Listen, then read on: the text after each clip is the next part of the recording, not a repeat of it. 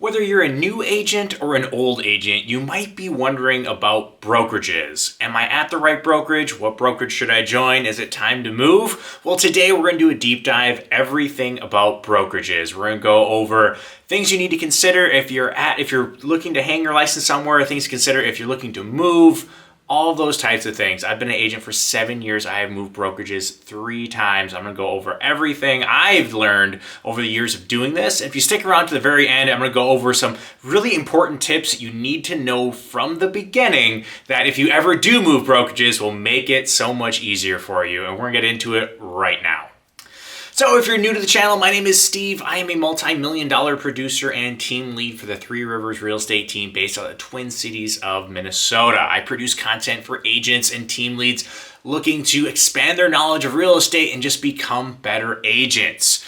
Like I said, today we're going to talk all about brokerages. So if you're a new agent, once you get licensed, you need to hang your brokerage somewhere. Now, if you're already licensed, maybe you're at your brokerage and you're wondering if you're at the right spot, if you're at the right area to help you grow your business. So today we're going to go over all the things that I've learned in 7 years of doing this and switching brokerages 3 times in the last 7 years. All things that I've learned and things that I have looked for when moving around brokerages. Now, the number one thing I think that you should look at, I know most people might say your splits, but honestly it's not, especially if you're just starting as an agent. You want to pay attention to the culture and the values of the brokerage that you're moving to. A lot of different brokerages have a lot of different pulse to them. They have different events that they're going to hold, different knowledge bases that are there, and this can be very pivotal for you if you're just starting. Likewise, if you're a team leader, you're trying to grow a team, some brokerages are way more team friendly than other brokerages. So you really need to pay attention of, what you need to grow your business and where you want to be in 5 years, and make sure you're aligning yourself with a brokerage that has the same core values and same benefits that you're looking for to grow what you got going. So what are some different things that you might want to look for when looking at values and core beliefs? Handle that. Do they have the software and the back end systems to make accounting more simple and more available to you? Other things you want to look at is how many offices they have. Are you an office worker? Do you want to be virtual? Does that not matter to you? Do they have team meetings? Are they mandatory team meetings? All these things play a role, especially if you're a part-time or a new agent. If you're a new agent, you might have another job and you can't make mandatory meetings. So are they recorded? Can you find them somewhere else? Is there someone available for you if you need them at all hours? Do you have a mentor or a broker that answers their phone?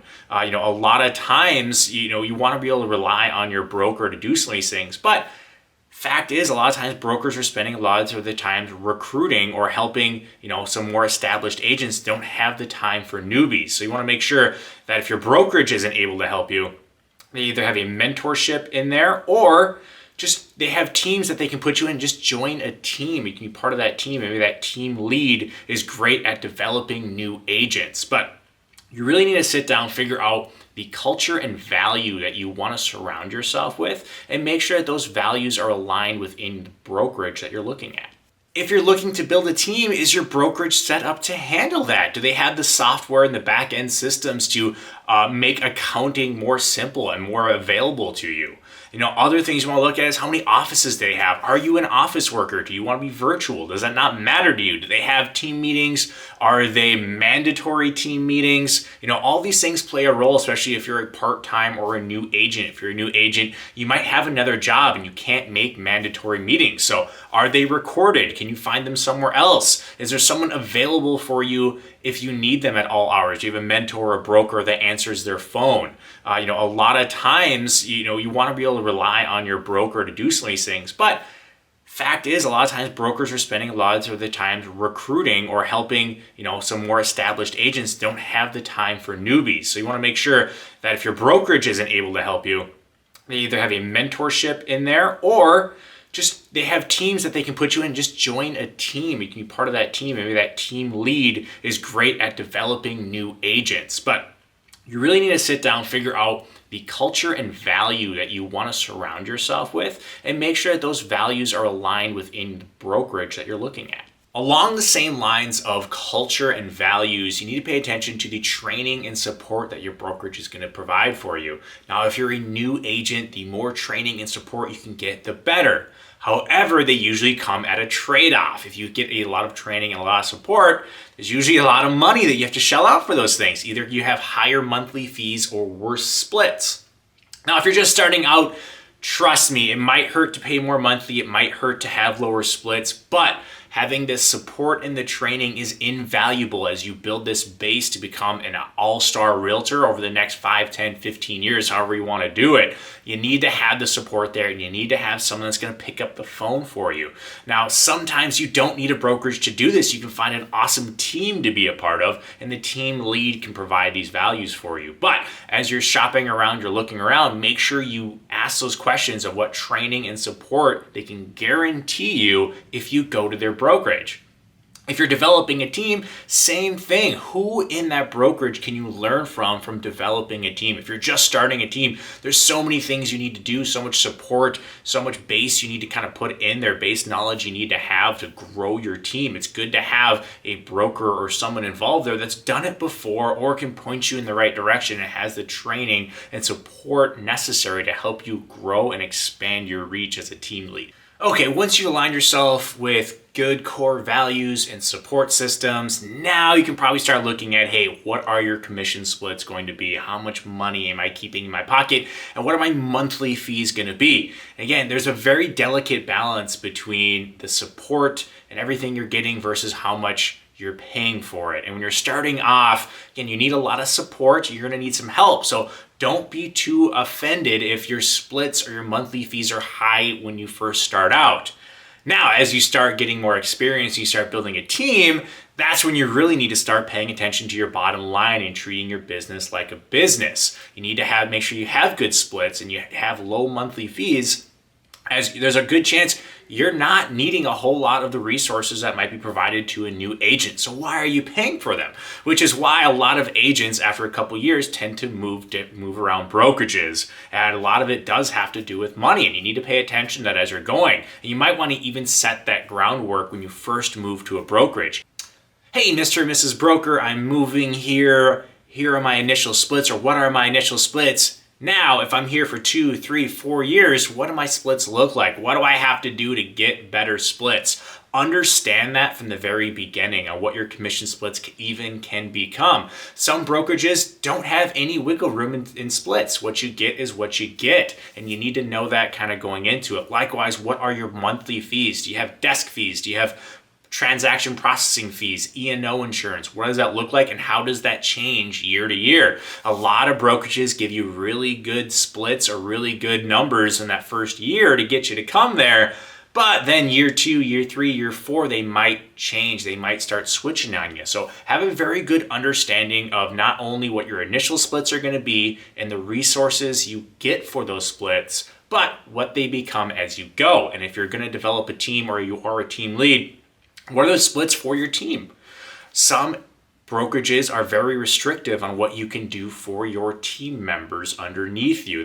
They have one split for you as a team lead, and then things need to change for everyone underneath you. Understand that so that you can build a profitable business within that brokerage, and the brokerage can also be profitable at it as well. So be sure to have a very good understanding of your splits and your monthly fees and how they change before you go anywhere.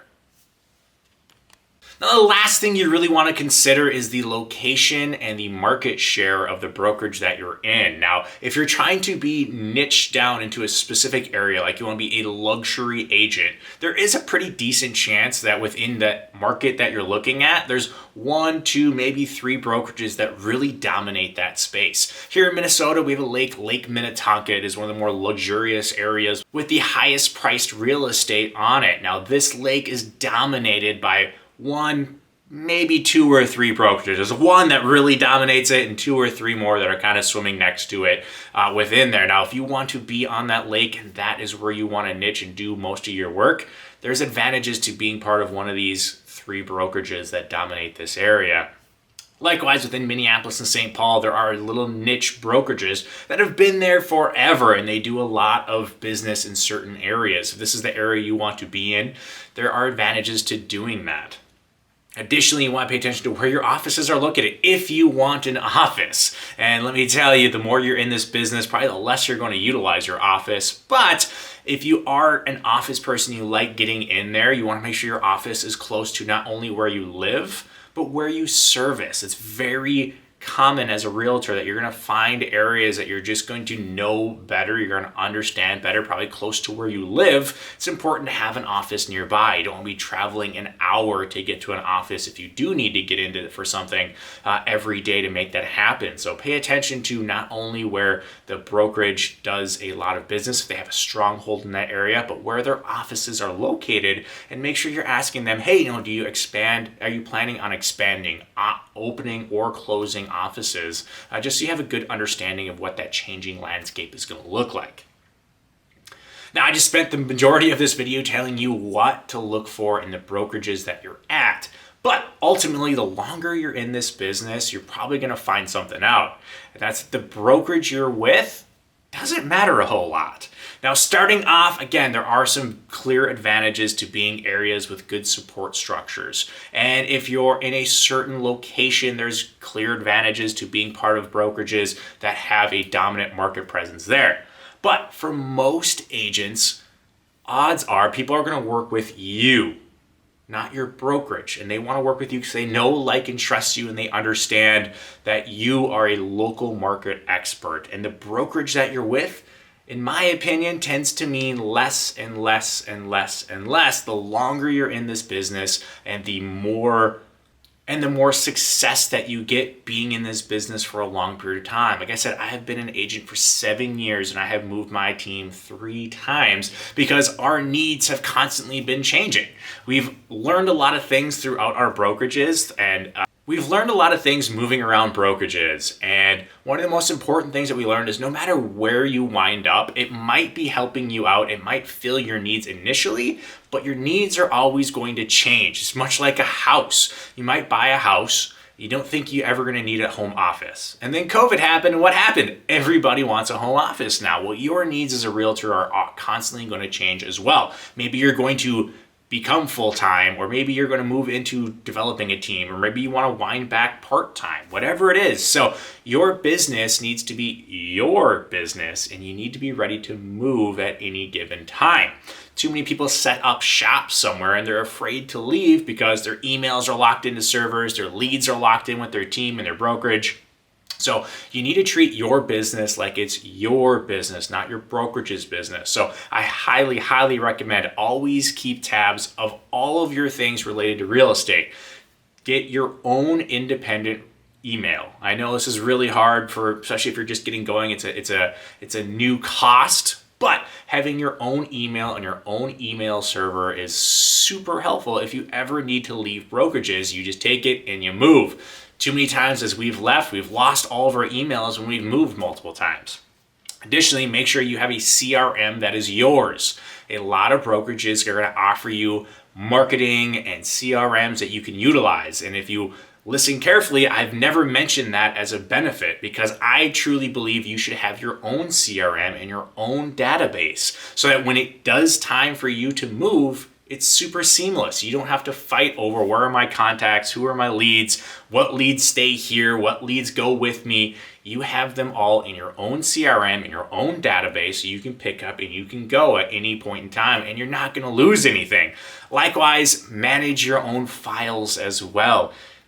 Your brokerage has to hang on to your files. They're going to have a database of them, but if you're ever going to leave, you also need to back up your files and have them on file for multiple years afterwards. So make sure you have a system in place that is safe and secure, that where your files are stored, so that if you do move and you need to go back into something, you're able to access that and you don't have to try to go back to a different brokerage and try to find your files, especially if that brokerage happens to go under or something after you leave.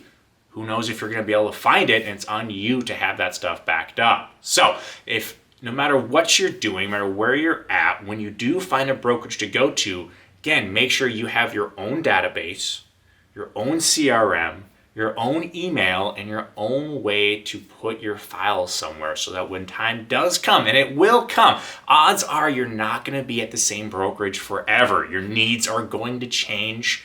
Your offices are going to change. And there's going to come a time where you're probably going to move, especially if you're newer in this business.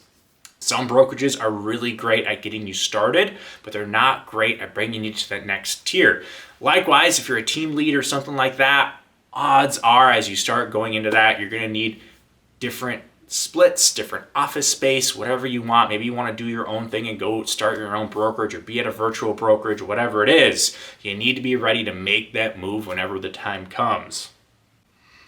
All right, there you have it. Those are the things you need to consider if you're thinking about either hanging your license somewhere as a new agent or moving to a new brokerage if you're already established somewhere. And like I said, it's going to change as you grow within the business. It's very important to be somewhere early on that's going to support you and your growth. But as you grow, your needs are going to change and they're going to shift. And maybe you do want an office closer by. Maybe you don't want an office at all. One big thing, like I said, you need to pay attention to is renegotiating your splits and your needs as you grow as an agent. The fact is, a newbie is going to need more support than someone who does 20, 30 deals a year. And as you grow into that agency doing 20 or 30 deals a year, it's important that you revisit your comp structure, your splits, and your monthlies, as you might not be needing some of the resources that you used to use before. Likewise, if you're a team lead, make sure that you're in a spot that you can be successful and you can be profitable within your brokerage. Too many brokerages are too restrictive where you're at and what you need. And you might find out as you start growing, you don't need that brick and mortar. Maybe you want to go to a virtual, maybe you want to go to a lower no down brokerage, and just keep reevaluating that stuff as you grow and as you become an agent. And constantly keep looking at those things year over year and treat your business like a business.